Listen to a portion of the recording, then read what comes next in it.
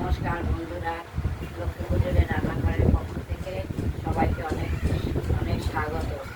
এখন কড়াই ওভেনটা জ্বালিয়ে কড়াইটা বসিয়ে দিয়েছি, তেলও দিয়ে দিলাম। তেলটা গরম হোক, সর্ষে ফোড়ন, লঙ্কা ছিঁড়ে কুমড়ো ভাজা করবো। দেখি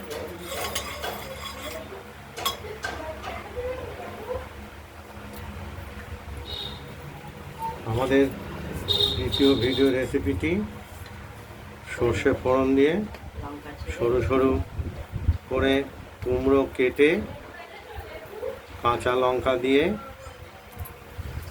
কুমড়োগুলোকে ভাজবো। কুমড়োগুলোকে আগেই কেটে রেখেছি, দেখতেই পাচ্ছেন। দেখাচ্ছি, তোমার গায়ে তেল ছিটে যাবে।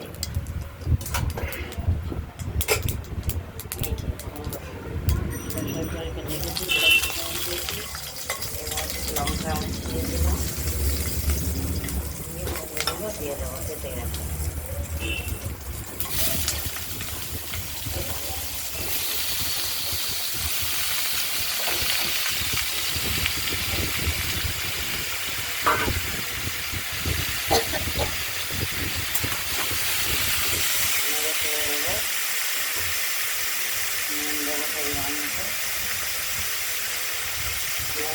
পরিমাণ মতো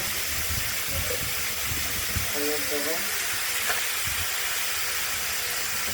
হলুদ দেবো পরিমাণ মতো,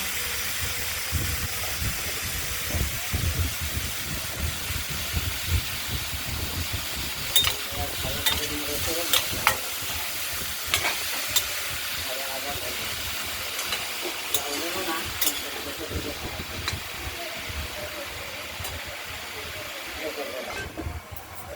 কড়াইয়ের ঢাকা খুললাম, খুলে দেখি কতটা হলো। এই যে জল বেরিয়েছে, এতেই সেদ্ধ হয়ে যাবে।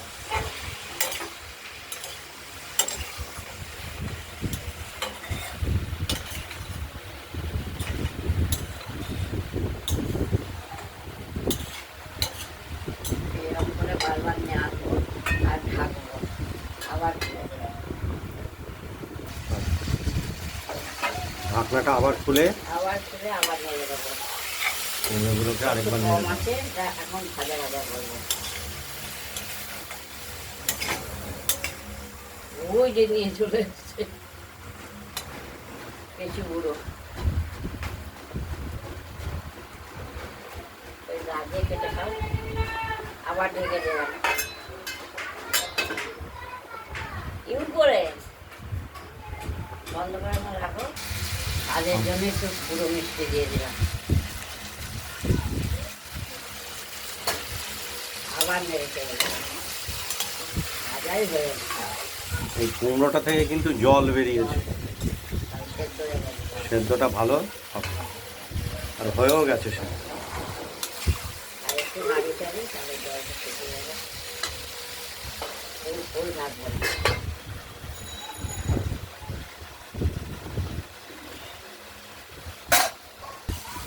কড়াইয়ের ঢাকনাটা করে আমরা নেড়ে চেড়ে দিলাম। কুমড়োগুলো ইতিমধ্যেই সেদ্ধ হয়ে গেছে, সেদ্ধ হয়ে গেছে, ভাজা ভাজা হয়ে গেছে। ভাজা ভাজাও হয়ে গেছে, আমাদের রান্নার জন্য একদম রেডি হয়ে গেছে। এই ভিডিওটি যদি ভালো লাগে লাইক করবেন, কমেন্ট করবেন, আর আমাদের রান্নাবান্নাটা যদি ভালো লাগে সাবস্ক্রাইব করে রাখবেন।